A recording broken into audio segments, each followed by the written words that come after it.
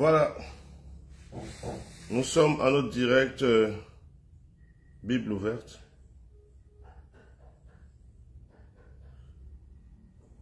Nous sommes à notre direct Bible ouverte. Nous allons pouvoir commencer d'un instant à l'autre.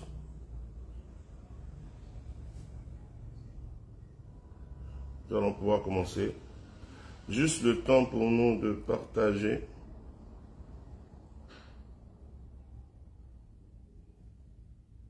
Juste le temps pour nous de partager.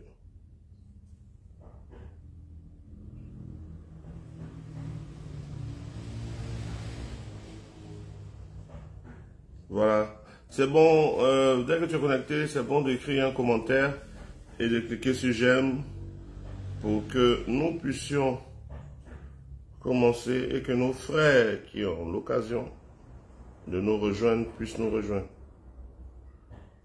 Voilà.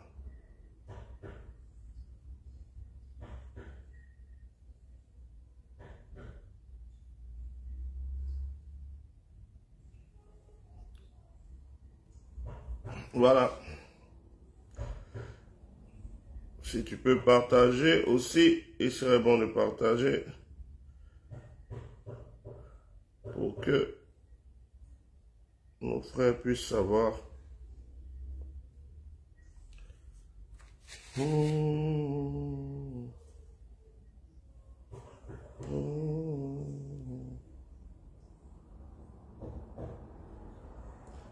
Ok. Je suis en train de partager, à toi aussi de le faire. Oh!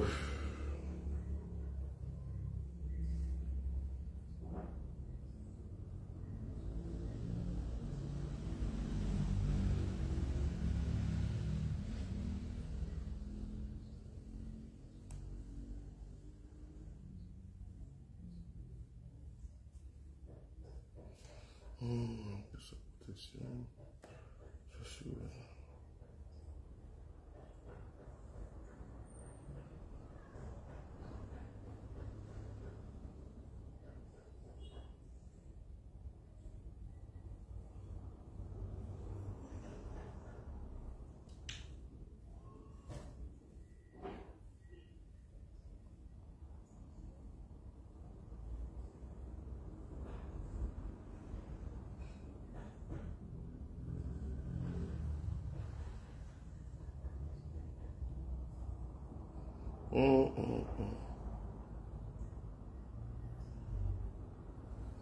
Oui, allô? Oui, allô? Oui, bonsoir. C'est qui, s'il vous plaît?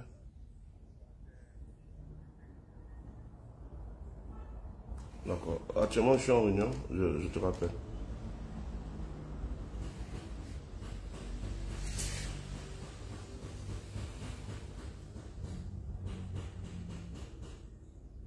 Voilà, donc nous sommes à notre direct Bible ouverte. Nous allons commencer par la question de Joe Efuembo Manionga. Désolé si j'ai mal prononcé ton nom. Voilà, notre frère demande, dans la Bible, quelle parole on peut écouter? Celle de l'homme ou celle de Dieu? C'est une très bonne question. Qu'est-ce qu'on peut suivre dans la Bible? Qu'est-ce qu'on peut suivre dans la Bible? Notre frère nous écrit depuis Kinshasa. Quand vous écrivez vos questions, précisez le pays ou la ville de laquelle vous écrivez. Voilà. Qu'est-ce que nous pouvons suivre? Les paroles de Dieu ou les paroles de l'homme dans la Bible? Je tiens à préciser déjà, pour ceux qui suivent ce direct, Prince Valley Winner dit, franchement, je suis édifié chaque fois que je vous écoute. Que Dieu vous bénisse. J'enregistre la vidéo pour la lire en différé. Super, gloire à Dieu. Alors, quelles paroles devons-nous suivre dans la Bible? Les paroles des hommes ou les paroles de Dieu? Voici ce qui est très bon à savoir. C'est que la Bible que nous avons, la Bible que nous tenons, est constituée de plusieurs types de paroles. Dans vos Bibles, dans nos Bibles, dans les Bibles qui sont aujourd'hui répandues, il y a les paroles de Dieu, il y a les paroles des hommes, il y a les paroles des animaux, il y a les paroles du diable, il y a les paroles des démons. Dans les Bibles que nous tenons, il y a différents types de paroles. Les paroles de Dieu, les paroles du diable, les paroles des démons, les paroles des animaux, les paroles des hommes. Voilà, je pense cinq types de paroles. Dieu, les hommes, le diable, les démons, les animaux. Et toutes ces paroles-là se trouvent dans la Bible. Donc les Bibles que nous tenons ont ces différentes paroles-là à l'intérieur. Maintenant, les différentes paroles qui sont à l'intérieur de nos Bibles sont des paroles diverses. Donc, quand le frère demande que devons-nous suivre, dans l'ensemble des situations de nos vies, ce que Dieu nous recommande, c'est de suivre les paroles du Saint-Esprit. Suivre les paroles du Saint-Esprit.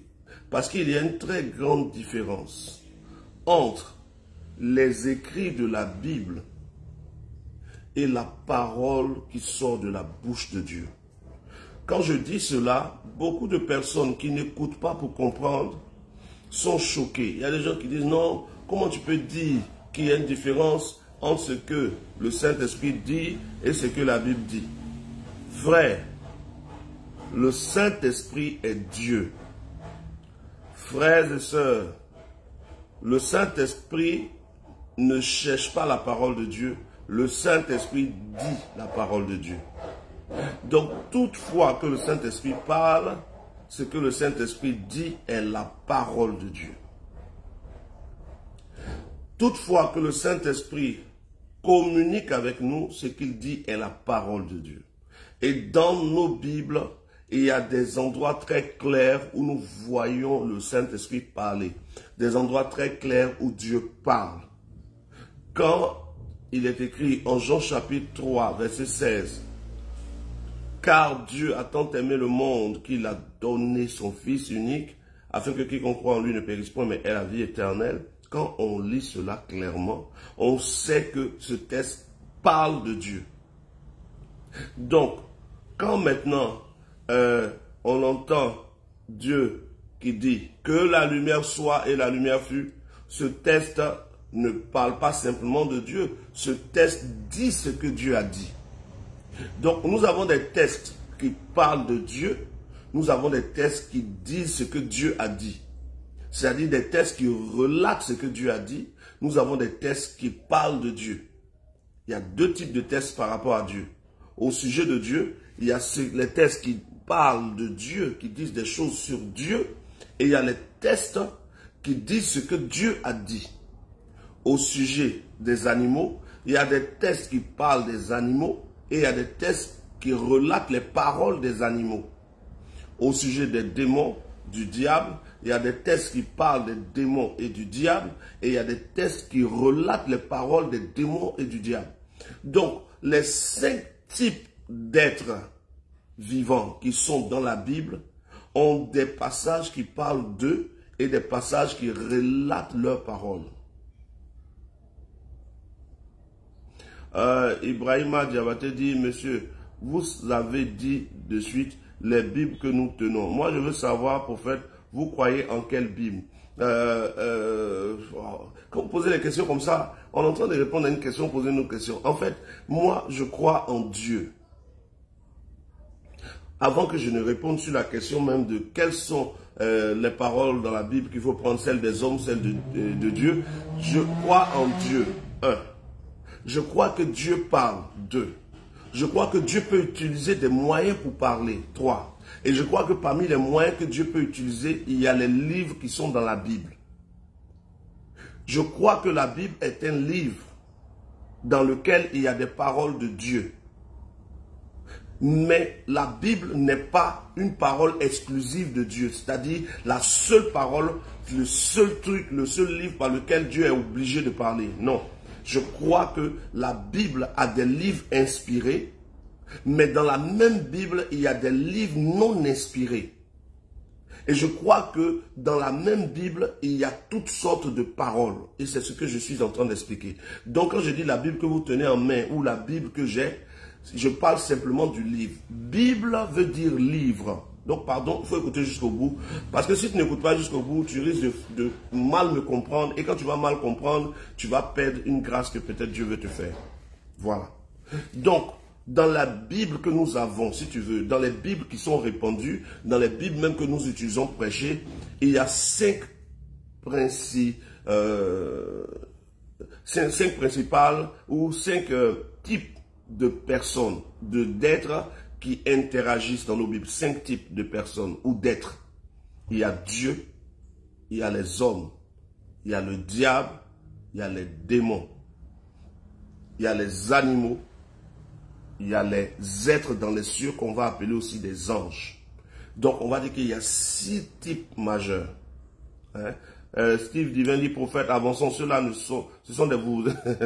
Donc, on a Dieu dans la Bible, on a les êtres dans les cieux dans la Bible, on a les hommes, on a les démons, on a le diable, on a les animaux, on a la végétation, on a 7 types.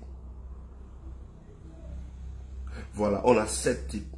Donc, la Bible renferme ces 7 types-là.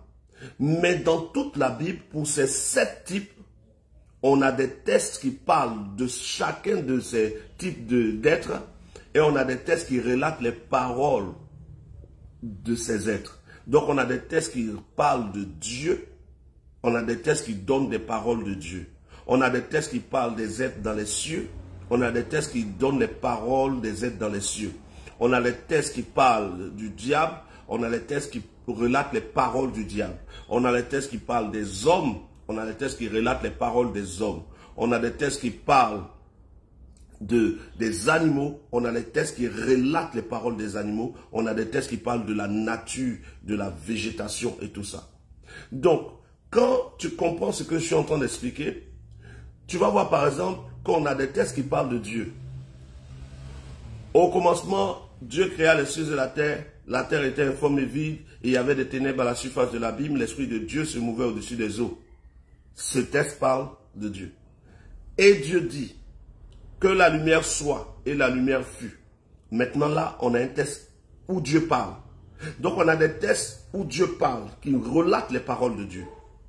Et puis on a des textes qui parlent de Dieu, de ce qu'il est, de ce qu'il a fait. On a les textes qui donnent même les paroles de Dieu lui-même. On a les textes qui parlent des êtres dans les cieux. Et on a les êtres qui donnent les paroles des êtres dans les cieux.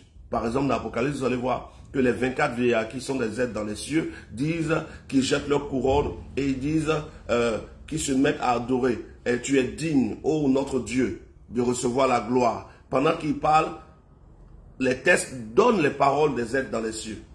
Et les textes parlent des êtres dans les cieux.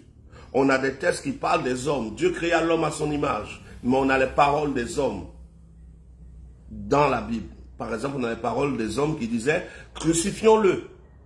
Mais toi qui as guéri les malades, ne pourras-tu pas te décrocher de la croix? Donc, on a les paroles des hommes et on a des textes qui parlent des hommes. On a des textes qui parlent de Satan.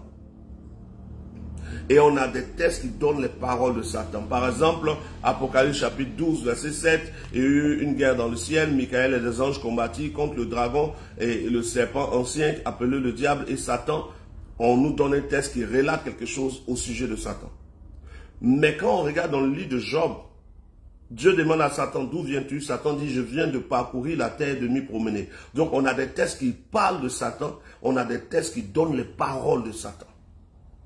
On a des textes qui parlent des animaux. Dieu créa la terre, Dieu dit que le sec apparaisse. Et quand le sec est apparu, Dieu appela le sec terre. Et Dieu dit qu'il y a toutes sortes d'animaux. Des textes qui parlent des animaux.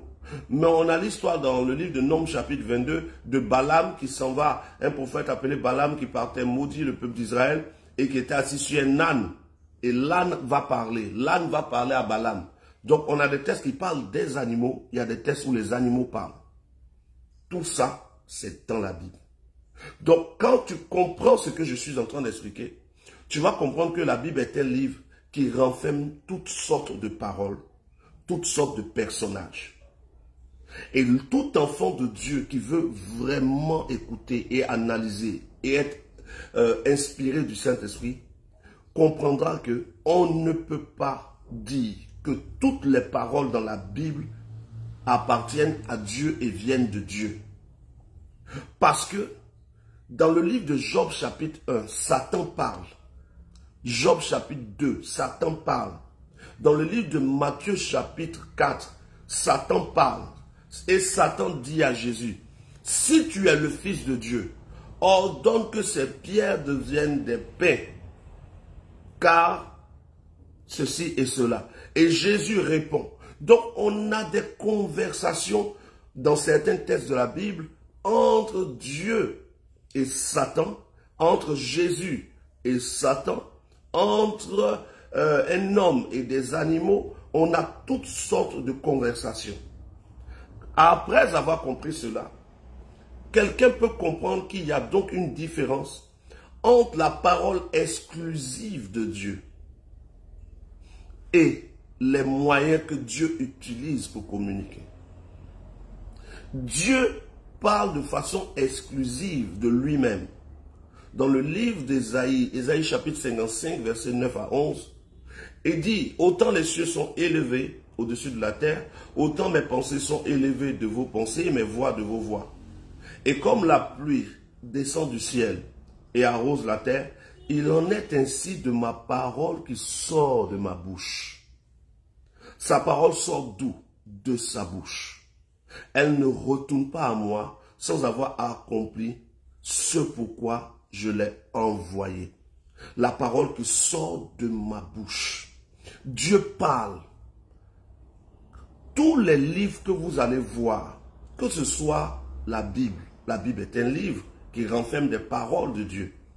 Quand vous allez même prendre le Coran, dans le Coran des musulmans, il y a certaines paroles que Dieu a eu à prononcer, qui sont dans la Bible et qui ont été reprises aussi dans le Coran. Mais quels que soient les livres que nous avons, Dieu n'est pas muet. Dieu n'est pas muet et Dieu n'est pas muet. Parce que quand vous regardez le livre d'Ésaïe chapitre 59, Ésaïe chapitre 59 verset 1, il est écrit ceci. Non, la main de l'Éternel n'est pas courte, ni son oreille dure pour entendre. Dieu donc entend. Dieu a une main pour agir. Dieu entend. Dieu a une main pour agir. Et quand vous vous rendez compte que Dieu va créer l'homme à son image, Dieu donne à l'homme une bouche. Et par sa bouche, l'homme s'exprime. Mais comment vous, je parle à ceux qui ne veulent pas comprendre, pendant que la vérité est sous nos yeux, comment toi, tu as une bouche pour parler et tu peux dire que Dieu ne parle que par un livre? Dieu ne parle pas que par un livre.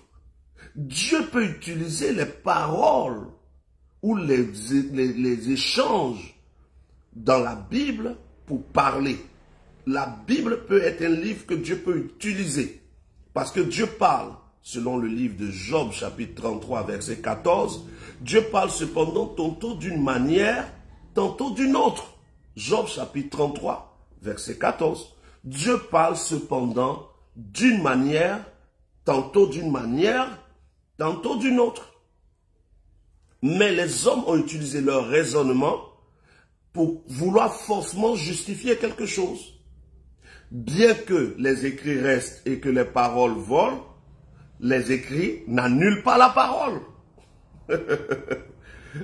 Il y a quelqu'un qui vient d'écrire, les écrits restent et la parole s'envole. Mais bien que les écrits restent et que la parole s'envole, les écrits n'enlèvent pas ta voix, frère. Tu parles jusqu'aujourd'hui. Là, après ce direct, là où tu es, tu vas parler. Partout où tu es, tu parles. Beaucoup de personnes doivent comprendre. Le Dieu qui nous a créés à son image nous a donné une bouche. Et le Dieu qui nous a créés à son image a une bouche et un langage. Dieu a inspiré des gens pour relater des faits qui sont consignés dans la Bible. Oui, Dieu a inspiré Moïse et il lui a donné la Torah. Oui, Dieu a inspiré Jean pour qu'ils écrivent l'évangile. Il a inspiré Matthieu. Matthieu a écrit l'évangile de Matthieu. Et Marc et Luc ont été inspirés par leur père spirituel parce que Marc et Luc ne sont pas des disciples directs de Jésus. Ce sont des disciples de Pierre et de Jean. Ils ne sont même pas des disciples de Jésus, mais leurs évangiles sont dans la Bible. Ils ont été inspirés selon que Dieu l'a permis. Mais le fait que Dieu ait inspiré des gens pour écrire des choses n'a pas enlevé la parole de Dieu. Dieu n'est pas devenu muet. Et donc, quand frère, tu me demandes, quelles sont les paroles qu'on doit considérer dans la Bible, les paroles de Dieu ou les paroles des hommes? Je te dirais, ni les paroles de Dieu, ni les paroles des hommes, mais considère ce que le Saint-Esprit te dit. Il peut arriver un jour où le Saint-Esprit te pousse à prendre ta Bible et à la lire, et selon ce que tu vas lire, tu vas comprendre une pensée de Dieu. Mais il y aura des jours où Dieu te parlera sans passer par la Bible. Il y a des jours où Dieu peut te parler même par un ami. Dieu peut te parler par un animal. On voit dans le livre de Nombres chapitre 22 que Balaam a été repris par un animal qui était un âne. Donc, Dieu parle cependant tantôt d'une manière, tantôt d'une autre. Dieu parle cependant tantôt d'une manière, tantôt d'une autre. Mais nous ne portons pas garde. Voilà, par exemple, il y a Yves Ngwanda qui dit, Paul dit à Timothée, toute écriture est inspirée de Dieu. Donc, cela veut dire que toutes les paroles dans la Bible sont inspirées. Non.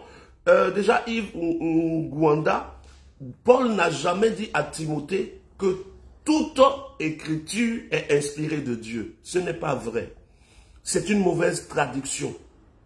La bonne traduction dit, toute écriture, si elle est inspirée de Dieu, est utile.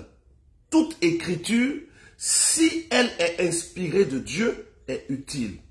Mais les gens ont enlevé le si pour qu'on suive tout. Or, quand vous dites toute écriture est inspirée de Dieu, ça veut dire que tout ce que les gens écrivent vient de Dieu. Non, tout ce que les gens écrivent ne vient pas forcément de Dieu. Le vrai test dans le livre de Timothée, ce n'est pas toute écriture est inspirée de Dieu, c'est plutôt toute l'écriture est inspirée de Dieu ou toute écriture, si elle est inspirée de Dieu, est utile. Quand il est écrit toute l'écriture, elle apostrophe, nous parlons bien de l'Ancien Testament, c'est-à-dire de la Torah. Pas forcément même l'Ancien Testament, nous parlons de la Torah.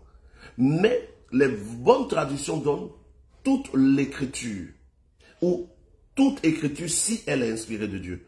Et il y a Daniel Genève qui dit, prophète Guillaume Kofi, comment pourrait-on connaître la voix de Dieu s'il n'avait pas des écritures? Eh bien, voici la deuxième réponse. Déjà, premièrement, sachez que la Bible que nous tenons est remplie de diverses sortes de conversations. Ce n'est pas seulement Dieu qui parle dans la Bible. Les paroles de Satan ne sont pas les paroles de Dieu. Quand Satan parle, c'est Satan qui a parlé. Quand Dieu parle, c'est Dieu qui a parlé.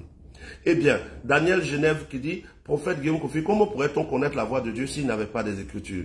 Déjà, frère Daniel, j'aime et j'apprécie le fait que tu donnes des questions. Pour ceux qui posent des questions, merci à vous parce qu'au travers de vos questions, on arrive à éclairer des frères et nous-mêmes à s'éclairer. Et quand vous posez des questions, s'il n'y a pas de réponse, ça nous pousse, nous les serviteurs de Dieu, à aller chercher la réponse. Mais cette question, si j'en ai la réponse grâce à Dieu, comment est-ce qu'on ferait s'il n'y avait pas des Écritures? Mais frère Daniel, tu es d'accord avec moi que quand Abraham suivait Dieu, il n'y avait pas d'Écriture. Quand Abraham suivait Dieu, il n'y avait pas d'Écriture. Qu'est-ce que Abraham a lu pour suivre Dieu? Au point où Abraham a été appelé le père de la foi. Et aujourd'hui, nous, on nous impose un livre qui est obligé, Dieu est obligé, si ce n'est pas par la Bible, si tu dis quelque chose, que ce n'est pas écrit noir sur blanc, alors c'est que Dieu ne l'a pas dit. Abraham a marché avec Dieu, mais il n'y avait pas d'écriture. Ensuite, comme on va dire, Jacob a marché avec Dieu, il n'y avait pas d'écriture. Dans le jardin d'Éden, est-ce qu'il y avait un livre? Il n'y avait aucun livre dans le jardin d'Éden. Adam et Ève entendaient la voix de Dieu. Et même quand Dieu a donné à Moïse le livre appelé la Torah, mais quand Dieu a donné le livre appelé la Torah, malgré que la Torah existait, malgré que Moïse avait fait écrire tout ce que Dieu lui avait dit, mais Moïse continuait d'écouter la voix de Dieu. Comment est-ce que Moïse s'est déplacé de l'Égypte jusqu'à la limite de Canaan? En entendant la voix de Dieu. Moïse ne connaissait pas la route de Canaan, mais Moïse quand même a conduit le peuple d'Israël de l'Égypte jusqu'à la limite de Canaan. Comment? En écoutant ou en lisant dans un livre. Frère, le Saint-Esprit a conduit Adam. Le Saint-Esprit a conduit Abraham. Abraham est sorti du pays où il était et il a été conduit par Dieu dans un lieu qu'il ne connaissait pas. Dieu dit à Abraham, sors de ton pays, sors de ta patrie, va dans un lieu où je te bénirai. Qu'est-ce que Abraham a lu pour aller dans le lieu où Dieu va le bénir? Rien. Il était conduit par l'Esprit. Et nous qui sommes aujourd'hui le peuple de Dieu par la foi, Dieu nous demande, Jésus nous demande de marcher par le Saint-Esprit. Quand le Saint-Esprit viendra, il vous conduira dans toute la vérité. La Bible ne peut pas nous conduire dans toute la vérité parce que la Bible ne relate que des faits. C'est à nous de lire les faits pour réfléchir. Mais il y a quelqu'un qui ne lit pas les faits. Pour que nous en réfléchissions, il y a quelqu'un qui nous parle.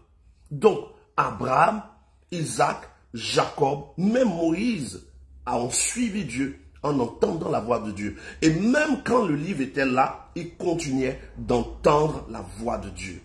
Et Daniel encore qui demande, Daniel, ta dernière question, je ne vois pas. Prophète Guillaume, comment pourrait-on connaître... comment pourrait-on... excusez-moi. Je vais vérifier ici. Daniel qui dit, comment connaître l'existence de Jésus aussi? À la base, Daniel, quand tu demandes comment connaître l'existence de Jésus, s'il n'y avait pas les écrits, je te réponds directement. À la base, Jésus ne comptait pas sur un livre pour que nous connaissions Jésus. Dieu a fait son plan et Dieu ne comptait pas sur un livre. Dieu comptait sur le Saint-Esprit. Et Jésus dit, il est avantageux pour vous que je parte, quand je m'en serai allé, je vous enverrai, le Père vous enverra le Consolateur.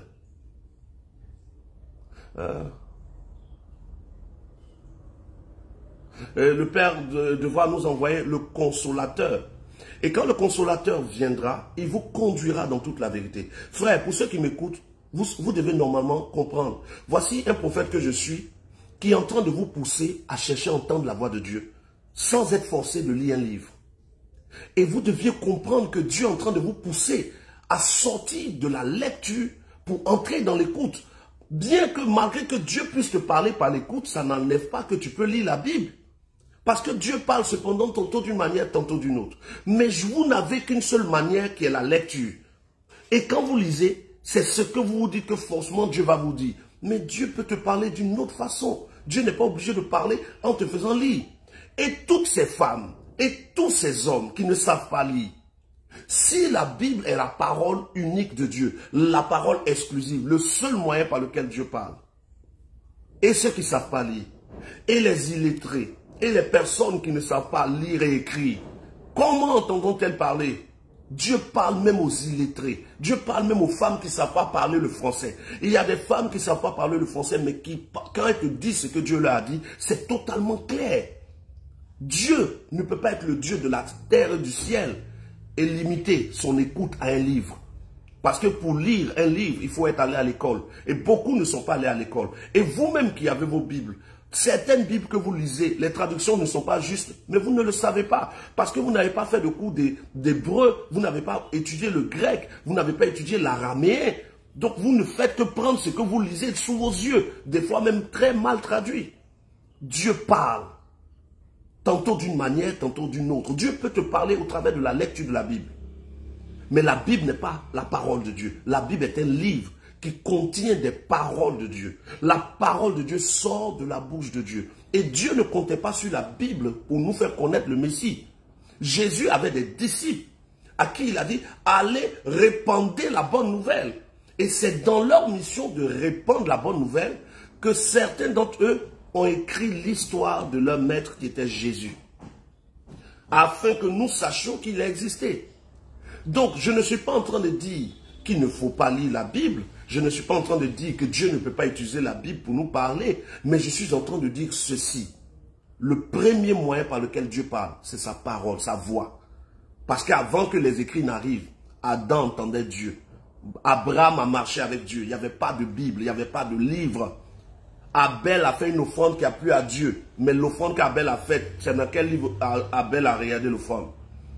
Moïse a conduit le peuple d'Israël de l'Égypte jusqu'à Canaan. Où était le livre? Il n'y avait pas de livre. Nous aussi, nous devons entendre la voix de Dieu. Nous devons entendre. Jésus dit, mes brebis entendent ma voix, elles me connaissent et elles me suivent. Elles ne suivront pas un autre. Elles entendent ma voix, mes brebis. Tu es brebis du Seigneur, tu dois entendre la voix de Dieu. Le Dieu qui a donné la bouche n'est pas muet. Voilà. Maintenant, la voix de Dieu peut passer par la lecture d'un livre. Pendant que tu lis Jean chapitre 3, Dieu peut te parler au travers du livre. Dieu peut te parler au travers des serviteurs de Dieu. Dieu peut te parler au travers d'un songe. Dieu peut te parler au travers d'une vision. Dieu parle tantôt d'une manière, tantôt d'une autre. Job chapitre 33, verset 14. Voilà.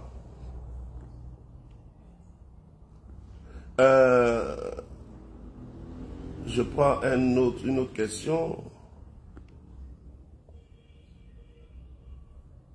Merci Daniel Genève pour tes questions.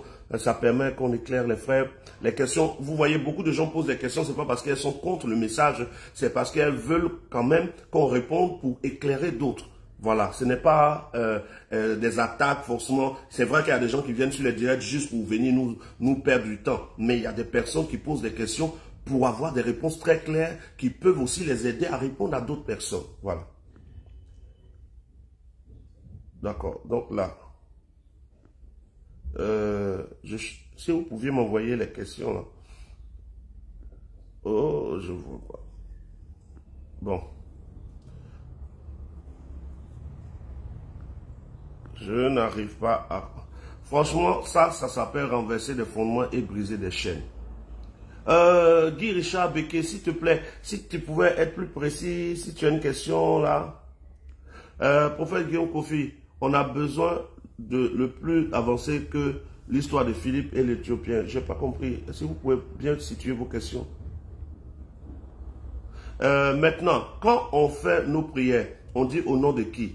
Et avant les guérisons et miracles qui s'opéraient avec vous, c'était Dieu ou non? Voilà, je réponds à Évariste Bléchi qui demande qu'est-ce qu'il en est des miracles qui ont été faits quand nous croyions que Jésus était lui-même le Père? Il est écrit clairement ceci. Dieu, sans tenir compte de notre temps d'inconscience, nous appelle maintenant à la repentance. Je veux dire quelque chose à chacun de vous. Est-ce que vous croyez que Dieu a une mère? Est-ce que vous croyez que Marie est la mère des cieux? Elle est la reine du ciel, au point où Marie est capable de pardonner les péchés, de sauver les âmes. Pour quelqu'un qui lit vraiment les Écritures, la personne nous dira bien non. Mais pourtant, vous allez voir que certaines personnes qui ont invoqué Marie ont eu des exaucements. Comment vous expliquer les exaucements là où des fois ce que les gens pratiquent ne sont pas conformes à ce qui est écrit? La réponse est simple. Dieu fait pleuvoir sur les justes et les injustes. Il y a des endroits où ce qu'on dit même n'est pas de Dieu, mais Dieu a miséricorde et compassion des gens. Ensuite, quand vous prenez l'histoire de Moïse, Moïse a donné la loi et les prophètes, Jésus a apporté la grâce et la vérité. Mais malgré que Jésus est venu avec la grâce et la vérité, est-ce que ça voulait dire que ce que Moïse faisait était faux? Est-ce que la loi et les prophètes, c'était faux? Non, la loi et les prophètes, c'était pas faux. Mais pourtant, Jésus est venu pour installer la grâce. Ça veut dire quoi? Dieu travaille dans des temps et dans des saisons. Nous avons été dans un temps où nous tous, nous avons été enfermés dans une connaissance selon laquelle Jésus est le Père. Et Jésus est le Père qui est venu lui-même sur terre pour nous sauver. Mais approchant de l'enlèvement, de la manière dont nous sommes en train d'approcher des derniers temps, le niveau que Dieu veut débloquer, le niveau que Dieu veut dans lequel Dieu veut nous introduire pour la moisson, la dernière moisson des âmes, nécessite une meilleure révélation. Parce que notre révélation que nous avions, selon laquelle Jésus est le Père, a limité beaucoup de choses dans la vie et dans la progression du plan de Dieu. Et donc, dans les temps qui sont maintenant, Dieu nous révèle dans une profondeur plus claire qui est le Père, qui est le Fils, qui est le Saint-Esprit.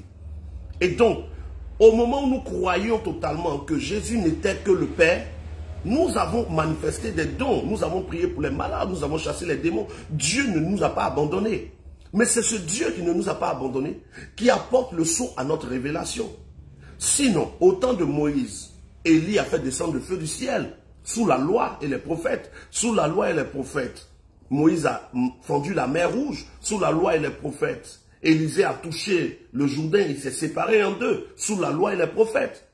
Mais pourtant, quand Jésus vient, Dieu installe une nouvelle saison, qui est la saison de la grâce et de la vérité.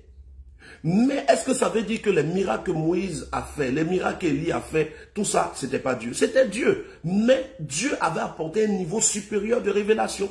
Nous sommes donc à un autre niveau de révélation qui doit introduire chacun de vous, chacun de nous, dans une dimension d'écoute. On doit être capable d'entendre Dieu partout, sans dépendre d'un livre. Parce qu'il y aura des moments où tu seras dans des endroits où il n'y a pas le livre. Comment tu vas faire? Abraham n'avait pas le livre. Abraham n'avait pas de livre, mais Abraham entendait Dieu. Donc, comprenez le message. Ce que je prêche n'est pas en train de dire que tous ceux qui guérissaient les malades, qui chassaient les démons, croyant que Jésus était le Père exclusif, étaient de Dieu, du diable. Non. Mais je suis en train de vous donner, selon que m'a révélé Dieu, le message de la saison qui fait comprendre, parce que Dieu nous a fait comprendre des choses qu'on n'avait pas bien comprises. Et donc, nous sommes en train de vous expliquer cela. Vérifiez dans vos Bibles, vous allez voir que ce que je dis n'est pas compliqué. Voilà.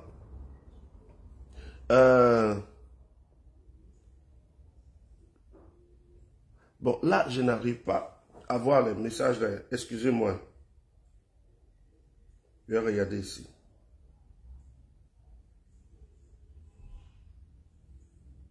Pardonnez si vous avez écrit un message et que je n'ai pas vu. Réécrivez s'il vous plaît.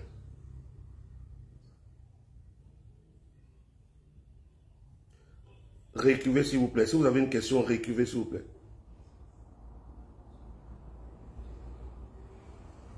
Voilà. Ah. Réécrivez s'il vous plaît. Et donc, peuple de Dieu, ce que Dieu nous demande, c'est d'avoir une intimité avec le Saint-Esprit. Car ceux qui sont conduits par l'Esprit de Dieu sont fils de Dieu. On ne dit pas ceux qui sont conduits par la Bible. Frère, tu es conduit par la Bible. Ça ne prouve rien. Parce que même les musulmans, écoutez les musulmans aujourd'hui. Non, il est écrit. Il est écrit. Les musulmans font, il est écrit. Mais les musulmans font, il est écrit. Ils ne sont pas de Dieu. Dans le livre de Matthieu chapitre 4, Jésus dit, il est écrit. Satan aussi dit, il est écrit. Donc, comprenez que les écrits peuvent être utilisés aussi par Satan. Les écrits peuvent être utilisés par les démons. Les écrits peuvent être utilisés par les sorciers. Mais la parole qui sort de la bouche de Dieu ne peut pas être modifiée par un démon, modifiée par un sorcier, modifiée par le diable. Est-ce que vous savez que les Bibles qui sont sur le marché, il y a des Bibles qui sont éditées par des entreprises franc-maçonnes. Il y a des Bibles édifiées par des groupes d'homosexuels. Est-ce que vous savez qui est Louis II? Faites une recherche après sur Google et partout sur Louis II. Les Bibles Louis II que nous avons. Faites une recherche. Donc vous allez vous rendre compte que Satan peut utiliser les Bibles. Satan dit il est écrit. Mais il y a quelqu'un qui nous parle, qui est appelé le Saint-Esprit. Et sa parole est pure. Ce qu'il te dit te convainc. Donc je ne suis pas en train de vous faire du mal. Je ne suis pas en train de vous dire de ne pas lire la Bible. Je vous dis simplement, le canal que Jésus-Christ a annoncé pour chaque véritable enfant de Dieu, c'est d'écouter la voix de Dieu. Mes brebis entendent ma voix, elles me connaissent, elles me suivent. La foi vient de ce qu'on peut entendre, de l'ouïe. Et ce qu'on doit entendre vient de la parole de Dieu qui sort de la bouche de Dieu. La foi ne vient pas de la lecture, la foi vient de l'écoute. Vous l'avez tous, Romains chapitre 10, verset 17. Ainsi, la foi vient de ce qu'on entend. Mais la Bible, tu la lis, la Bible ne parle pas. La foi vient de celui qui est le Saint-Esprit. Selon Hébreux chapitre 12, le Saint-Esprit est l'auteur de la foi. Comment le Saint-Esprit crée la foi? Mais en nous parlant. La parole pure sort de la bouche de Dieu. Voici, je me tiens à la porte de ton cœur et je frappe. Si quelqu'un entend ma voix et ouvre, j'entrerai. Apocalypse chapitre 3. Je me tiens à la porte de ton cœur et je frappe. Si quelqu'un entend, ce n'est pas si quelqu'un lit. Parce que, peuple de Dieu, est-ce que tous les chrétiens, tous ceux qui cherchent Dieu sur terre savent lire? Non. Tous ceux qui cherchent Dieu sur terre ne savent pas lire. Comment vont-ils recevoir le message si il faut forcément lire? Non, ils doivent entendre. Ils entendent comment? Par notre prédication. Et nous, on prêche comment? Parce qu'on a entendu Dieu nous parler. La Bible est un moyen que Dieu utilise pour parler. Mais la Bible n'est pas la parole de Dieu exclusive que Dieu est obligé de toujours utiliser. Je vous donne un texte qui peut nous aider. Nous sommes dans Jean chapitre 20. Nous sommes dans Jean chapitre 20. Tous les matins, entre midi et 2, comme ça, tous les jours entre midi et 2, on aura notre direct de Bible ouverte. Je vous donne Jean chapitre 20. Je crois que tu connais déjà le texte. Jean chapitre 20. Voici ce qui a été écrit. Jean chapitre 20, versets 30 à 31. Jésus a fait encore, en présence de ses disciples, beaucoup d'autres miracles qui ne sont pas écrits dans ce livre. Ils n'ont pas écrit tout, frère, ils n'ont pas tout écrit.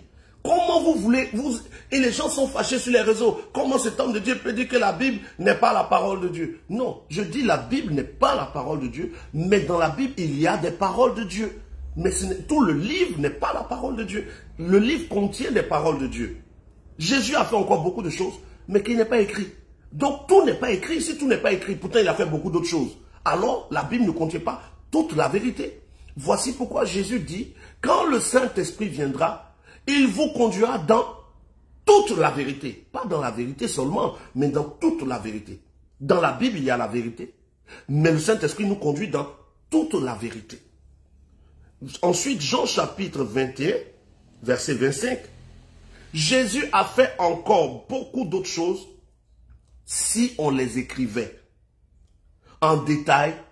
Il y aurait trop de livres, on ne pourrait même pas contenir la terre.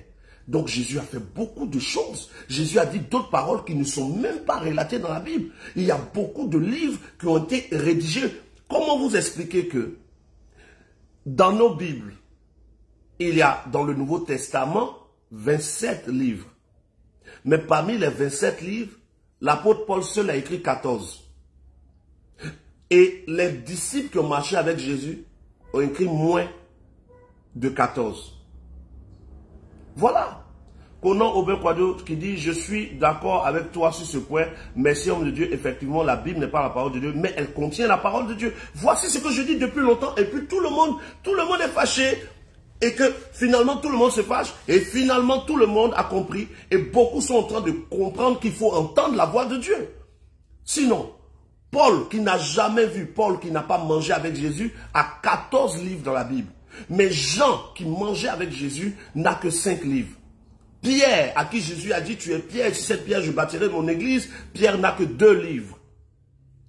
Jude, un livre. Jacques, un livre. Jacques qui était avec Jésus n'a qu'un seul livre. Et Paul a 14 livres, pendant que Paul n'a jamais vu Jésus. On a là davantage des livres qui sont des révélations de Paul que les livres des personnes qui ont mangé avec Jésus. Il y a beaucoup de choses que Jésus a eu à faire que nous n'avons jamais entendues, que nous ne verrons jamais parce que ces livres ont été cachés ou ont été brûlés ou ont été détruits. Mais gloire soit rendue à Dieu qui ne nous a pas fait dépendre d'un livre parce qu'il nous a donné de son esprit. Car selon 2 Corinthiens chapitre, 2 Corinthiens chapitre 2 à partir du verset 11, personne ne sait ce qui concerne Dieu si ce n'est l'Esprit de Dieu. Or nous avons reçu l'Esprit de Dieu afin que nous sachions ce que Dieu nous a donné. Donc, Dieu peut nous parler tantôt d'une manière, tantôt d'une autre, selon le livre de Job, chapitre 33, verset 14. Mais Dieu nous parle, c'est lui qui choisit le moyen par lequel il te parle. Et le jour où il veut te parler par un passage dans la Bible, il te parlera par ce passage. Mais la Bible n'est pas le seul moyen par lequel Dieu parle. La parole de Dieu sort de la bouche de Dieu et il la connecte ou il l'associe à quoi ou à qui il veut. Aujourd'hui, pendant que moi je parle, sa parole est sortie de sa bouche, il l'associe. Pendant que je parle, tu peux entendre. Hein? Il paraît qu'il y a certains livres qui ont été écartés de la Bible. Mais pourquoi? Oui, il n'y a pas certains livres, frère. Jésus a eu au moins, pour ceux qui ont côtoyé le vrai Jésus, au moins 82 disciples. 82 disciples. Hein? Ce soir, nous parlerons de la Bible. Hein. Je précise que je serai en direct ce soir à partir de 20h30. Et le thème, c'est les doctrines de démons et humaines dans la Bible. On va parler de la Bible ce soir. Jésus a eu environ 82 disciples. Au début, Jésus avait 12. Et à un moment, il a appelé 70. 70 plus 12, on est à 82. Et finalement, quand ils ont écrit, il y a tout, il y a l'évangile de Thomas, il y a l'évangile de Judas, il y a l'évangile de Marie-Madeleine, il y a plein de choses que les gens ont écrites qui ont été écartées par l'Église catholique. Et ce soir, je vous mettrai une vidéo. Pendant que je serai en direct, on vous fera passer une vidéo où vous allez entendre ce que les prêtres catholiques disent clairement de la Bible. Vous allez entendre. C'est l'Église catholique, au travers de la période de Constantin, qui a choisi les livres qu'ils ont cru qu'ils doivent être dans la Bible. Et comme l'apôtre Paul était selon un droit romain, tout en étant juif, il avait aussi, comment on dit ça, il était romain. Et donc, ils ont jugé bon de mettre plus de livres de Paul dans la Bible que les livres de ceux-mêmes qui ont marché avec Jésus. On a 14 livres de l'apôtre Paul, on n'a que 2 livres de l'apôtre Pierre, à qui Jésus a dit, tu es Pierre, sur cette pierre je bâtirai mon église. On devait avoir plus d'écrits de Pierre, mais on a plus d'écrits de Paul. Ils ont retiré tout ce qu'ils avaient à retirer, ils ont mis ce qu'ils ont jugé bon. Et quand Martin Luther est venu et qu'il a vu, au début on avait 73 livres, l'église catholique avait choisi 73 livres.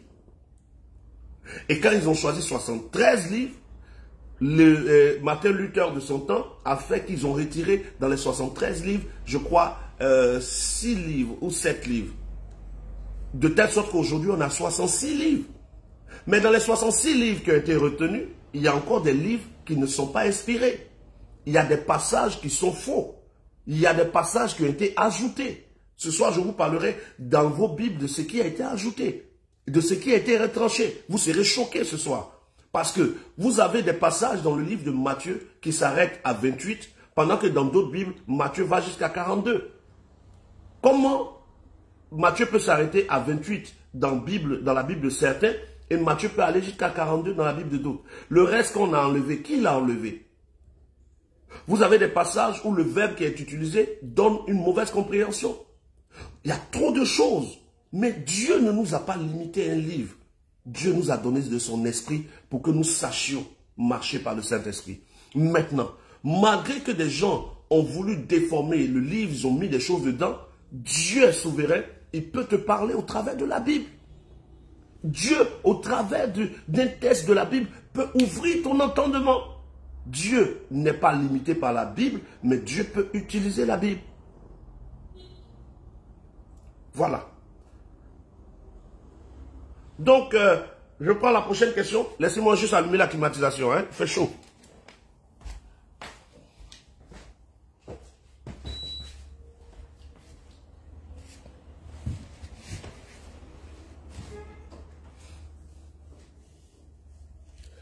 Voilà. Sachez que ce soir, le thème de ce soir, à la base, c'était le jugement dernier et tout ça. On va en parler. Mais avant de toucher le jugement dernier et tout ça, nous allons parler d'abord de la Bible. Voilà, il faut qu'on parle du livre. Parce que beaucoup ne comprennent pas. On dit, voici un homme de Dieu qui dit, la Bible n'est pas la parole de Dieu. Oh, lui là, il est perdu. Non, c'est pas ça. Hein? Guy Richard Becquet qui dit, depuis longtemps, cette affaire de Bible là me faisait trop réfléchir. Quand on parle de clergé chrétiens qui ont statué de Constantin et autres, ah, justement, ceux qui se sont assis pour décider des livres qu'ils vont mettre dans la Bible, vous n'avez même pas la liste de leurs noms. Ce n'est pas seulement Constantin. Si vous regardez bien l'histoire, ceux même qui ont pris les livres, qui ont choisi les livres, plusieurs livres ont été retirés. Voilà Daniel qui dit, j'ai une Bible version Jérusalem, le livre de Daniel a 15 chapitres Et lui second a 12 chapitres. Voilà. Dans la Bible de Jérusalem, le livre de Daniel a 15 chapitres. Mais pourtant, dans lui second, le livre de Daniel a 12 chapitres. Oui, allô?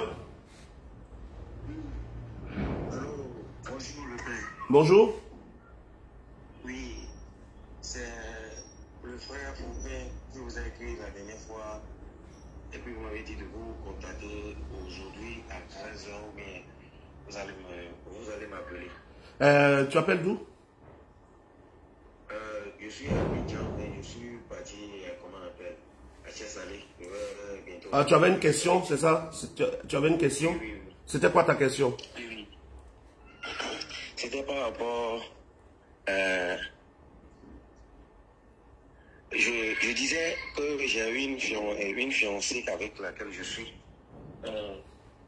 Elle autre n'est pas encore prête pour qu'on puisse D'accord. s'engager dans une relation. Ce qu'on va faire, comme je suis en direct actuellement et que c'est un sujet personnel à toi, je ne veux pas que les gens entendent ton sujet, je vais écris-moi dans 1 heure de temps et puis on va parler. D'accord. D'accord, merci. Bien compris. Merci beaucoup. Voilà, c'est un sujet personnel, donc je ne vais pas le laisser dire ça ici, parce qu'il y a des gens, eux, ils sont très affairés sur la vie des autres. Donc, comprenez bien ce que j'explique. Comment dans la Bible de Jérusalem, on se retrouve avec, dans le livre de Daniel, on a 15 chapitres, et dans la Bible lui second, dans le livre de Daniel, on en a 12.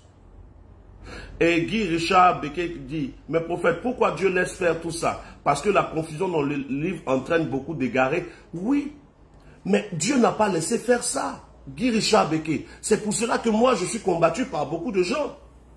Dieu, si Dieu avait accepté ça, Dieu n'allait pas nous envoyer, moi m'envoyer pour dire aux gens que la Bible n'est pas la parole de Dieu, mais la Bible est un livre qui contient des paroles.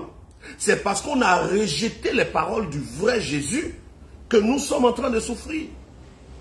Jean a écrit l'évangile et Jean dit, dans Jean chapitre 20, Jean dit clairement, ce que j'ai écrit pour que vous sachiez que Jésus est le Christ et qu'en sachant cela, vous croyez que vous soyez sauvés.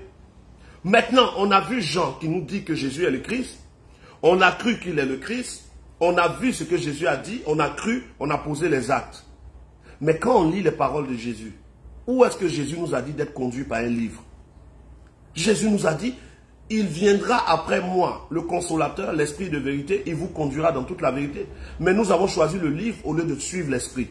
Donc aujourd'hui, il y a toutes sortes de choses qui se passent. La Bible est un livre qu'on doit lire avec le discernement. Mais on nous dit, lis la Bible, tout ce qui est dedans est vrai. Tout est vrai? Ah bon, hein? Donc même les paroles de Satan sont vraies. Même les paroles des démons sont vraies. Même les paroles des hommes doivent être appliquées. Non. La Bible est un livre qui relate l'histoire du chemin que Dieu a parcouru pour que le salut arrive. Nous lisons l'histoire. Dieu peut utiliser cette histoire et les paroles qui y sont pour nous enseigner. Dieu peut utiliser l'histoire pour nous parler. Mais le livre n'est pas le moyen exclusif par lequel Dieu parle. Voilà. C'est pour ça qu'il faut marcher par le Saint-Esprit. Et marcher par ceux qui ont déjà le Saint-Esprit. C'est-à-dire, quand quelqu'un a déjà le Saint-Esprit, pendant qu'il lit la Bible, il peut voir les pièges. Voilà. Il faut lire la Bible avec le discernement. Parce que c'est rempli de choses vraiment trucs. Je vous montre quelque chose dans la Bible. Hein? Je vous montre. Regardez, je vais vous montrer. Regardons dans le livre de Job. Nous sommes dans le livre de Job.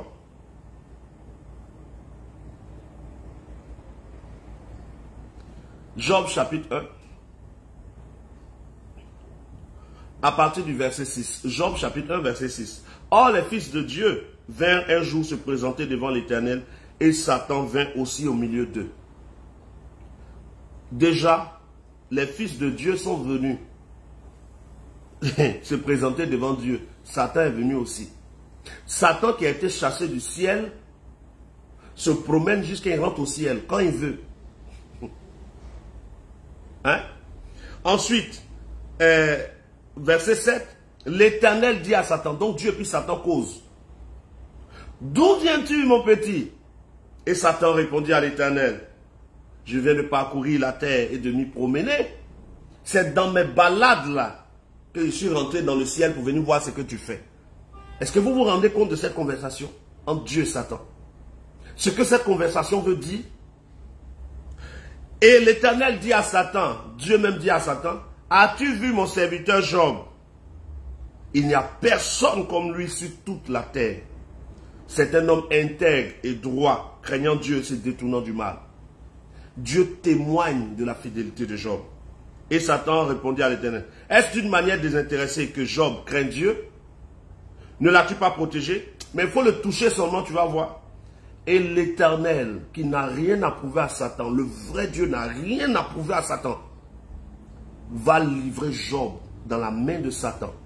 Dieu, le Dieu fidèle, celui qui est l'étendard, le bouclier, l'abri sûr, va livrer un homme qui intègre à Satan, livrer ses enfants à Satan, et ses enfants vont mourir. Ses enfants vont être tués. Le même jour, Job va perdre tous ses enfants. Et qui est à la base de ces morts, qui est à la base de ces meurtres? Dieu a envoyé Satan. Satan est devenu serviteur de Dieu dans Job chapitre 1. Satan en Job chapitre 1 est devenu un serviteur de Dieu. Dieu envoie Satan. Donc quand Dieu envoie un esprit, cet esprit devient un ange. Donc dans Job chapitre 1, Satan devient un ange. Bassirou Ndiaye, il est temps de devenir musulman. Bassirou Ndiaye, est-ce que tu sais ce que c'est que l'islam? Hein? Tu sais ce que c'est que l'islam? Est-ce que tu as fait des recherches sur l'islam avant de parler de devenir musulman? Parce que parfois, quand vous êtes dans une religion que on vous a convaincu, vous pensez que tout ce qui est dedans est vrai. Bassirou Ndiaye, ce que moi je te demande, je sais que tu cherches Dieu. Parce que pour être musulman, il faut vraiment chercher Dieu. Parce que c'est l'une des religions les plus difficiles. Beaucoup de choses à respecter, comme la loi de Moïse. Parce que l'islam est égal à la loi de Moïse plus les paroles de Jésus.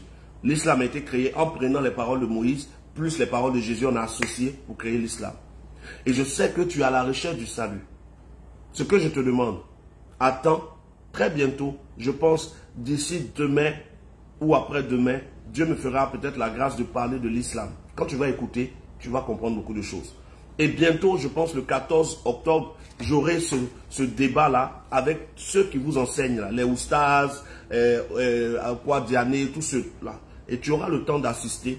Et tu vas voir si ceux-mêmes qui vous poussent à l'islam peuvent répondre comment je vais parler avec eux, remplis du Saint-Esprit. On verra. Hein? Mais pour l'instant, suis simplement. Nous t'aimons, hein, frère. Nous ne sommes pas à la recherche d'une religion. Nous ne sommes pas des religieux. Nous sommes des fils de Dieu. Nous ne sommes pas à la recherche de pratiques. Nous sommes à la recherche de communion. Pour nous, celui que vous appelez Allah, qui est votre Dieu, nous, celui que nous, on suit, ce n'est pas notre Dieu seulement. Nous sommes avec notre Père. Vous l'appelez Dieu, nous on l'appelle Père. Nous, on est dans une relation de famille avec lui. Vous êtes dans une relation de créature à créateur. Voilà. Nous, on a quitté ça il y a longtemps. Voilà. On a quitté la dimension de créature à créateur. On ne va pas retourner dans créature à créateur. Allah, et vous êtes ses créatures. Nous, notre Père est dans les cieux, nous sommes ses fils. Tu vois, non? Nous sommes héritiers. Vous êtes serviteurs. Nous, on n'est plus à ce niveau. On a dépassé. Hein? On en parlera quand tu pourras. Ne blâmons pas ce genre de personnes. Prions pour eux, c'est tout. Voilà. Donc, comprenez que Dieu va livrer Job, un homme intègre et droit, qui va souffrir, perdre sa femme, perdre ses enfants, perdre ses biens, juste parce que Dieu veut prouver quelque chose à Satan. Le Dieu que moi je sais n'a rien à prouver à Satan. Dans la Bible, ils ont inséré des livres pour justifier certaines choses. Voilà. Et donc, comprenez très bien, la Bible n'est pas à rejeter, mais elle doit être lue avec discernement, parce que Dieu peut te parler par la Bible. La Bible est un moyen que Dieu utilise pour communiquer quand Dieu veut. Mais Dieu n'est pas obligé de parler seulement par la Bible. Celui qui a créé la bouche peut aussi parler. Le livre n'annule pas la voix. Les écrits n'annulent pas le verbe. Dieu parle encore aujourd'hui. Donc quand vous prenez un livre comme Job, Mais si vous voulez méditer sur Job, on est en danger.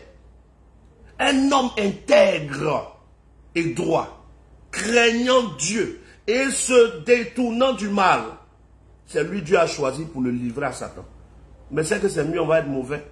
Parce qu'il y avait plein de gens qui étaient mauvais. Dieu n'a pas dit leur nom. C'est celui qui était bon là, Dieu a dit son nom. Quel est le Dieu qui a parlé dans Job? Vous comprenez? Il y a des livres qui ont été ajoutés dans les livres de la Bible qui montrent une vilaine face de Dieu, qui veut faire passer Dieu pour un méchant, qui veut faire passer Dieu pour celui qui livre ses enfants. Dieu dit, si une mère abandonne ses enfants, moi l'Éternel, je ne t'abandonnerai jamais. Dieu est trop bon pour faire le mal. Donc, comprenez cela. Il y a des livres dans la Bible qui sont inspirés. Il y a des écrits inspirés. Mais tout doit être lu avec le discernement. Moi, je ne vais jamais enseigner à mon fils, à mes fils, à mes filles ou à mes fils spirituels que Job là est un livre à méditer. Je ne vais jamais leur demander de méditer Job chapitre 1. Je vais leur dire, si vous lisez, laissez Job, laissez Osée. Parce que ce que Job va vous montrer, ce que Job va vous montrer, ce que Osée va vous montrer, mes enfants, vous allez perdre votre salut. Osée, dans Osée chapitre 1, le prophète Osée dit que Dieu lui a demandé d'aller coucher avec des prostituées. Vous avez ça dans vos Bibles. Comment Dieu qui est saint, Dieu qui dit les prostituées seront à l'enfer, Dieu qui dit tu ne commettras point d'adultère, peut dire à un prophète il faut aller coucher avec des prostituées, il faut aller coucher avec la femme des autres, parce que moi Dieu, je suis fâché. Donc quand Dieu est fâché, les prophètes couchent avec les prostituées. Ça est dans vos Bibles. Ça aussi on dit c'est parole de Dieu. Dieu va livrer Job, tous ses enfants sont morts. Quel a été le péché de Job? Job est intègre et droit. Qui est venu causer avec Dieu? Satan s'en va causer avec Dieu. Et Dieu envoie Satan pour aller fatiguer Job. Satan est devenu un ange de Dieu dans Job. Comment Satan peut devenir un ange de Dieu? Quel est ce Dieu qui envoie Satan? Ce soir, on parlera de la Bible. Je ne suis qu'en train de faire une introduction. Prophète, et si on faisait un livre en enlevant toutes ces fausses doctrines? Mais je parlais de ça dernièrement avec un apôtre.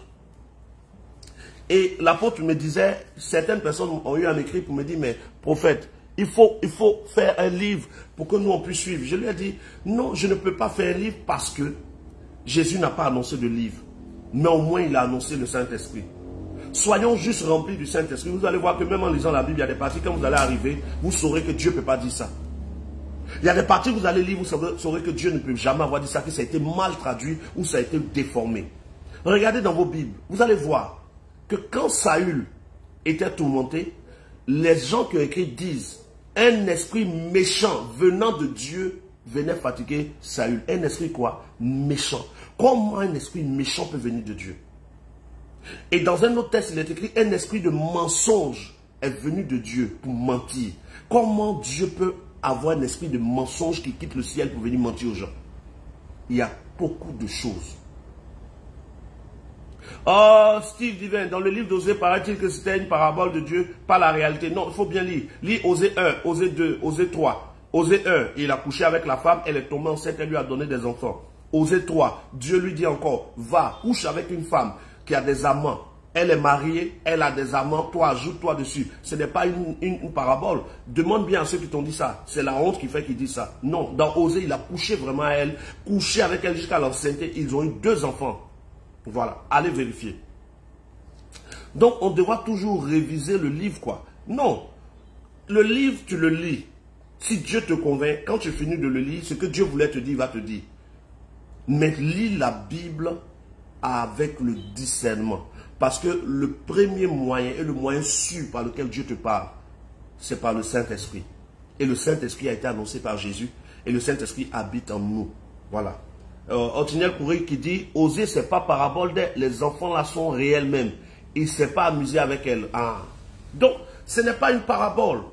Donc, vous qui entendez le message que je prêche, ne vous offusquez pas, n'entrez pas directement dans un état de « Ah, il veut nous détourner de la vraie parole ». Non, je ne vous dis pas que la Bible est à jeter. La Bible a des paroles de Dieu. Dans la Bible, il y a les paroles de Dieu, il y a les paroles des anges, il y a les paroles des démons, il y a les paroles des hommes, il y a les paroles des animaux. Quand nous lisons la Bible, Dieu peut utiliser le livre pour nous parler. Mais le livre n'est pas le seul moyen par lequel Dieu parle. La Bible est un livre. Bible signifie livre. La Bible est un livre. Et ce livre contient à certaines parties des paroles de Dieu. Mais la Bible n'est pas la parole de Dieu. Et quand vous lisez le livre de Jean chapitre 1 verset 1, il est écrit: au commencement était la parole était avec Dieu, la parole était Dieu. La parole a été faite chair. La parole a été faite chair. La parole n'a pas été faite livre. La parole n'a pas été faite écrit. Non. La Bible n'est pas la parole de Dieu. Voilà. Quelqu'un a-t-il une autre question? Ce soir, nous parlons du jugement dernier, des différents lieux où les morts vont quand ils meurent, du critère que Dieu va utiliser pour juger le monde, ce qu'on appelle la loi universelle que Dieu a établie, qui ne dépend pas d'un livre. Je parlerai de cette loi universelle ce soir. Ce soir, nous parlerons de la Bible pour que chacun de vous puisse passer simplement d'une simple lecture à une écoute de Dieu, parce que Dieu parle encore aujourd'hui. Voilà. S'il n'y a pas de dernière question, nous venons de passer 14 heures. Demain, je serai encore en direct tous les jours de cette semaine entre midi et 2. Tous les jours entre midi et 2, je serai en direct, indirect, Bible ouverte. Et le soir, à partir de 20h30, je serai en direct. Voilà. Betty Gomi, shalom, homme de Dieu. Franck, Papé, la grâce de Dieu sur toi. Remarquez que ce temps-ci, pour ceux qui me connaissaient depuis longtemps, vous allez voir que je ne passe pas beaucoup de temps à prophétiser, à prier pour les malades, à opérer des miracles, à chasser les démons. Pourquoi? Parce que ma mission ces temps-ci est d'établir la vérité telle que révélée par Dieu depuis le début. Parce que même un malade qui guérit, qui n'a pas la vérité, peut se retrouver à l'enfer. Voilà. Donc, comprenez bien ce que j'explique. La Bible n'est pas à rejeter. Hein? La Bible n'est pas à rejeter. C'est un livre que nous devons lire. Et pendant que nous lisons la Bible, nous devons avoir le discernement par le Saint-Esprit pour ne pas tomber dans les pièges, hein, dans les pièges des écrits ajoutés. Prophète Hervé Kwame dit, prophète, j'ai vu dans un passage dans Hébreu que Jésus-Christ intercède pour nous. C'est vrai, c'est une question, si c'est une question, précisément que c'est une question. Voilà. Pour me joindre, c'est Otiniel, épingle mon numéro, s'il te plaît. Et Otiniel, si tu peux épingler le numéro WhatsApp. Franck Lulu, Shalom, moi c'est Franck, j'ai une question. Un homme né de nouveau peut-il être lié par le démon? Un homme né de nouveau, est-ce qu'il peut être lié par le démon? Est-ce que quelqu'un qui est né de nouveau peut être possédé? Eh bien, je vous explique cela rapidement avant de terminer. Hein? Est-ce qu'un homme né de nouveau peut être lié par un démon? C'est comme si vous dites, est-ce qu'un être humain peut tomber malade? Eh bien, sachez déjà que la nouvelle naissance a deux fondements. Le fondement exclusif et le fondement progressif. La nouvelle naissance a deux fondements. Le fondement progressif et le fondement exclusif. Qu'est-ce que le fondement exclusif dans la nouvelle naissance? C'est que, de manière exclusive, celui qui naît de nouveau devient une nouvelle création. C'est exclusif. Ça, c'est le concept. Et c'est quoi le fondement progressif? Le fondement progressif, c'est que pour naître de nouveau, c'est des étapes. Il y a des étapes qui t'emmènent à la nouvelle naissance. Et donc, même quand tu te répands, c'est une étape. Quand tu confesses tes péchés, c'est une étape. Quand tu es baptisé, c'est une étape. Quand tu reçois la plénitude du Saint-Esprit, c'est une étape. Mais après avoir reçu la plénitude du Saint-Esprit, tu es né de nouveau, mais tu n'es pas totalement transformé. Il y a une différence entre naître de nouveau et être totalement transformé. La transformation totale se fait de manière progressive. Donc, quand tu es né de nouveau et que le Saint-Esprit vient habiter en toi, commence maintenant ta période de transformation. Donc, il y a la vérité exclusive qui dit que tu es une nouvelle création, mais il y a la vérité progressive qui dit que tu dois être transformé progressivement. Et donc, tu t'es repenti, tu as confessé tes fautes, tu as été baptisé et tu as reçu maintenant le Saint-Esprit. Maintenant, tu es né de nouveau parce que ceux qui ont l'Esprit de Dieu sont enfants de Dieu. Maintenant que tu as l'Esprit de Dieu, tu es appelé fils de Dieu. Ok, mais le fils de Dieu que tu es devenu va maintenant rentrer dans le processus de la transformation. Le Saint-Esprit va commencer maintenant à te parler, à te donner ses lois, à te donner ses ordres, à te donner ses commandements, à te faire des reproches pour que tu changes des choses. Pendant que tu es en train d'être transformé, les domaines de ta vie qui ne sont pas transformés peuvent être influencés par des démons. Donc, beaucoup de personnes qui n'ont pas compris que la nouvelle naissance est progressive ne comprennent pas que quelqu'un qui s'est repenti, qui a été baptisé, peut être possédé. Oui, quelqu'un peut être possédé. Parce que pendant que tu t'es repenti, pendant que tu as été baptisé, pendant que le Saint-Esprit vient en toi, il peut y avoir des domaines de ta vie qui n'ont pas encore été touchés par la vérité. Des domaines de ta vie que tu n'as pas encore eu à soumettre à Dieu. Et dans ces domaines de ta vie, tu as besoin d'être délivré. Il y a des gens, par exemple, qui après leur nouvelle naissance, avant de naître de nouveau, qui étaient liés par la masturbation, et maintenant qu'il est né de nouveau, tu crois au message de Jésus, tu sais que Jésus est le Fils de Dieu, tu crois en Dieu son Père, tu pries le Père, tu adores le Père, parce que tu as cru au message du Fils, c'est vrai. Mais tu trouves des fois dans ta vie et dans tes pratiques des choses que tu faisais avant qui ne t'ont pas quitté. La masturbation continue de venir, l'envie te domine et tu te sens comme esclave et tu fais des choses. Quand c'est comme ça, tu as besoin de délivrance. C'est ce que l'apôtre Paul dit dans le livre de Romains chapitre 7, à partir du verset 7. L'apôtre Paul dit, « Je sens dans mon cœur que je veux obéir à Dieu, mais il y a dans mon corps une envie qui ne se soumet pas à Dieu. J'ai dans le cœur de faire le bien, mais je fais le mal. Ce que je ne veux pas faire, c'est ce que je fais. » Romains à partir du chapitre 7, le verset 7. Et à la fin, l'apôtre Paul dit, qui me délivrera? Donc, quelqu'un qui est né de nouveau peut avoir des domaines de sa vie dans lesquels il n'est pas encore délivré. Amen. Voilà. Quand c'est comme ça, il faut prier dans un lieu, il faut être dans un lieu où le message vient de Dieu, où les hommes de Dieu sont réellement de Dieu, pour que tu sois aidé jusqu'à ce que tu sois totalement libre. Et pour être délivré totalement des démons, il faut 2 étapes. La première étape pour être délivré totalement des démons, c'est la vérité. Vous connaîtrez la vérité et la vérité vous affranchira. Le premier niveau de délivrance, c'est la vérité. Ensuite, le deuxième niveau de la délivrance, c'est la puissance. Si le Fils vous affranchit, vous serez réellement libre. Donc, la vérité affranchit, le Fils affranchit. La vérité, c'est le message qui t'est prêché que tu acceptes.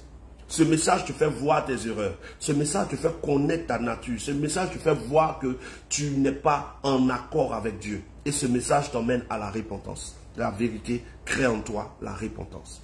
Quand la vérité a créé la repentance, tu vas voir dans ton corps que tu veux maintenant obéir à Dieu, mais tu n'arrives pas. Alors on va invoquer la puissance de Dieu au nom de Jésus sur toi pour chasser les démons. Voilà. Je crois que j'ai répondu à ta question. Oui. Quelqu'un qui est né de nouveau peut avoir des démons à chasser. Ah, prophète, Faith Winner dit, ah, prophète, vous êtes prêts, hein? Même nos pasteurs ne nous enseignent pas comme vous le faites. Quelqu'un écrit ici, ah, tu as raté des... Gloire à Dieu. Je prends encore 2 petites questions. Je dois être quelque part à 14h30. Comme vous le savez, je sers Dieu en tant que prophète, mais en semaine, je travaille. Là, je dois aller au travail. Voilà, donc j'attends juste 2 dernières questions et je vais aller au travail. Voilà.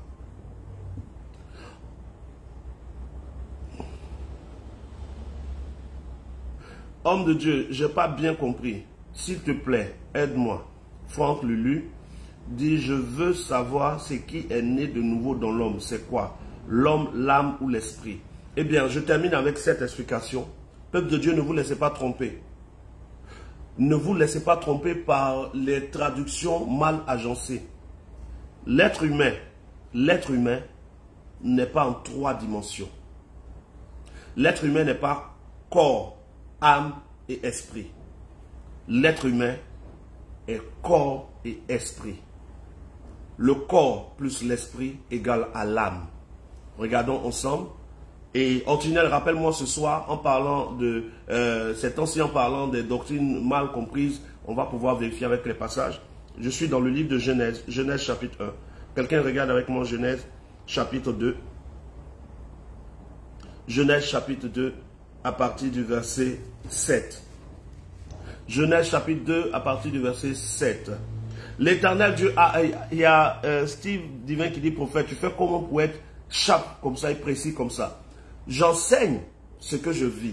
Quand je dis aux gens que la Bible n'est pas la parole de Dieu, mais est un livre que Dieu peut utiliser, c'est parce que moi-même, j'entends la voix de Dieu.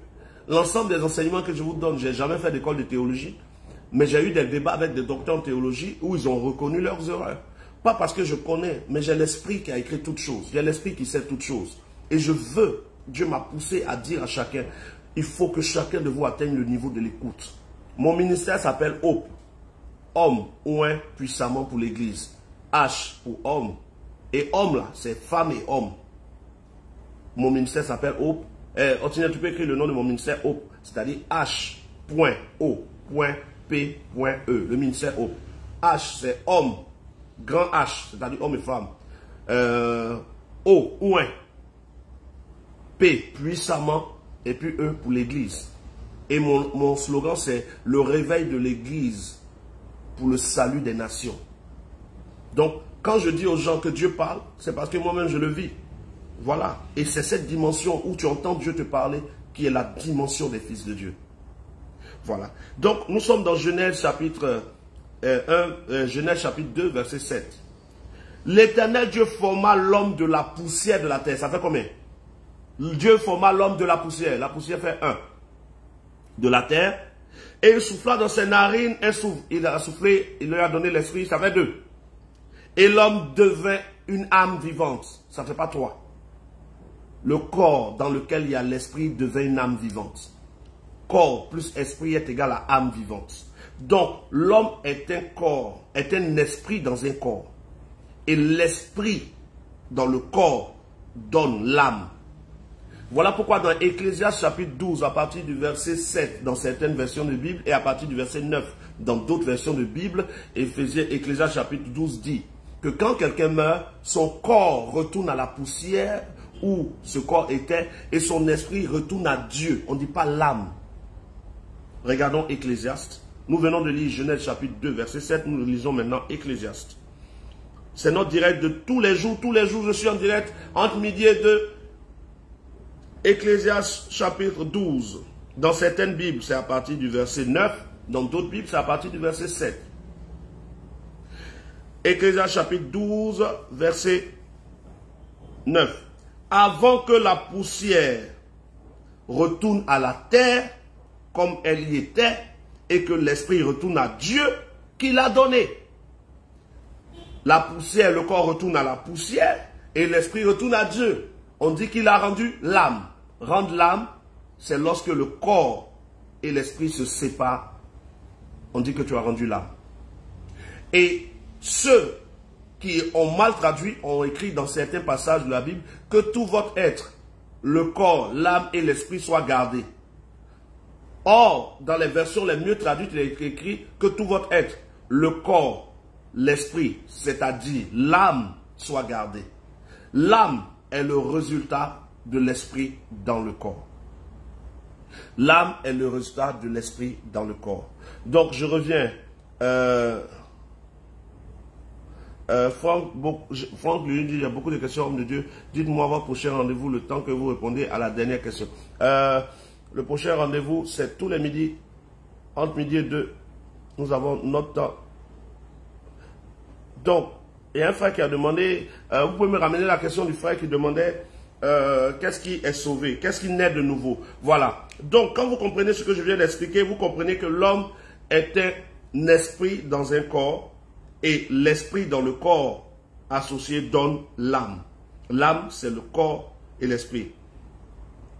Et maintenant, quand nous regardons ça, qu'est-ce qui est donc sauvé? Dieu ne sauve pas le corps. C'est ton esprit qui est renouvelé. Dieu te donne un esprit nouveau, qui a une soif nouvelle, une dimension nouvelle. Le corps, quel que soit que tu es né de nouveau, le corps va mourir. Mais l'esprit est éternel.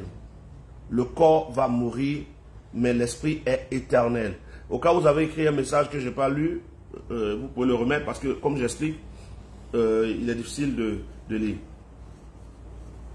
Voilà, donc le corps va mourir. Le corps peut mourir.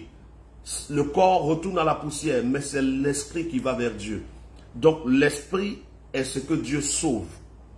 Dieu ne sauve pas ton corps, Dieu sauve ton esprit. Voilà. Question.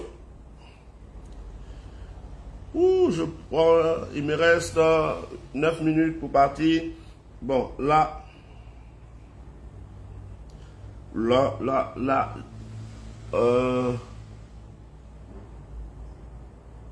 ce qui naît de nouveau, c'est l'esprit. C'est notre esprit qui naît de nouveau. Voilà. Nous rendons gloire au Père. J'aimerais que quelqu'un lise un dernier passage. Quelqu'un m'a demandé, Jésus n'est-il pas le Père? Lis un dernier passage et ce soir nous en parlerons si Dieu fait grâce. C'est dans Éphésiens chapitre 1 verset 3 et Éphésiens chapitre 1 verset 17. Et Éphésiens chapitre 1 verset 3 dit, béni soit Dieu, le Père de notre Seigneur Jésus. Dans Éphésiens, nous sommes bien après la résurrection de Jésus. Mais même après la résurrection, tous ceux qui ont eu une révélation de Jésus ou qui l'ont côtoyé, continuent de dire que Jésus est le Fils. On nous a fait croire que Jésus était le Père. Mais en réalité, Jésus est le Fils. Et il est le Fils avant la création, parce que Jésus existait avant la création. Jésus est le Fils lorsqu'il est né de Marie. Jésus est le Fils après sa résurrection. Éphésiens chapitre 1, verset 3. Éphésiens chapitre 1, verset 17. Rendez-vous tout à l'heure à 20h30 pour un approfondissement sur l'enlèvement, sur le jugement dernier, sur la Bible et sur le vrai Jésus et le vrai message.